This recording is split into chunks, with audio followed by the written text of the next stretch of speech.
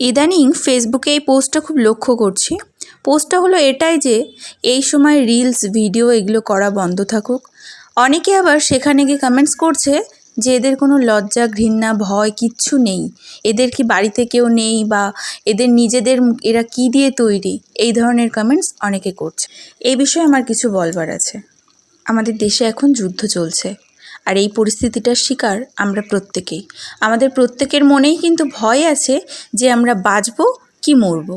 আমরা নাও বাঁচতে পারি, আজ আছি কাল নাও থাকতে পারি, কারণ এই যুদ্ধ কত দূর গড়াবে সেটা কিন্তু কেউ জানে না। আচ্ছা, তোমরা যারা এই যে কমেন্টসগুলো করছো বা এই ধরনের পোস্টগুলো করছো, তোমরা কি ভাবছো? রিল আর রিয়েল এই দুটোর মধ্যে তোমরা পার্থক্যটা গুলিয়ে ফেলছো। আমাদের সৈনিকরা তো আমাদের জন্য কত লড়াই করছে। আচ্ছা, তারা তো দিনের পর দিন রাতের পর রাত না ঘুমিয়ে আছে। তাহলে যারা এই ধরনের পোস্টগুলো করছো, তোমরাও রাতের পর রাত দিনের পর দিন ঘুমাচ্ছ না তো? তারা কিন্তু দিনকে দিন বা রাতকে রাত খেতে পারছে না ঠিকঠাক করে, তোমরাও খাওয়া দাওয়া করছো না তো?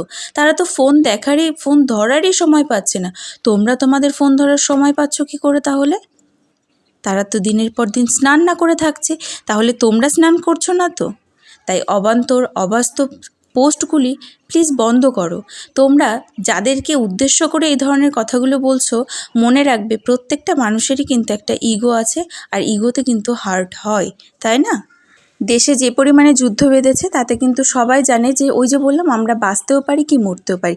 তার জন্য কি অফিস আদালত কোর্ট কাচারি সব বন্ধ আছে? কিছুই তো বন্ধ নেই।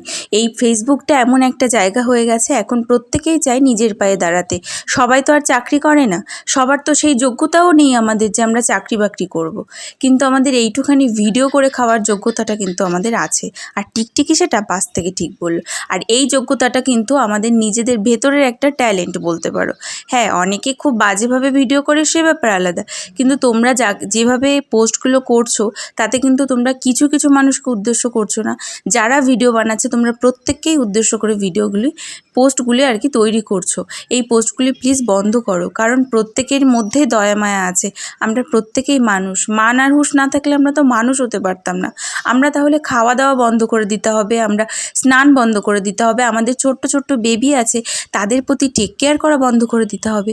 সেটা তো আমরা কেউ করতে পারছি না, তাই না? তাহলে তোমরা যখন নিজেরা এই কাজগুলো করছো না, নিজেরা খাচ্ছ ঘুমাচ্ছ, বাড়িতে ভালো মাছ মাংস তোমরা খাচ্ছ না, তাই তো?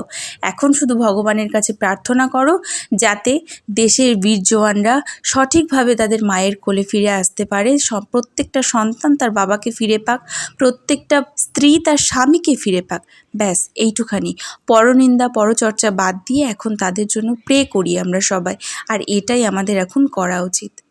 তাই নিজেদেরকে মহান প্রমাণ করার জন্য এই ধরনের পোস্ট করে আমাদেরকে সবার কাছে ছোট করে দেওয়ার কিন্তু কোনো মানে হয় না, তাই না?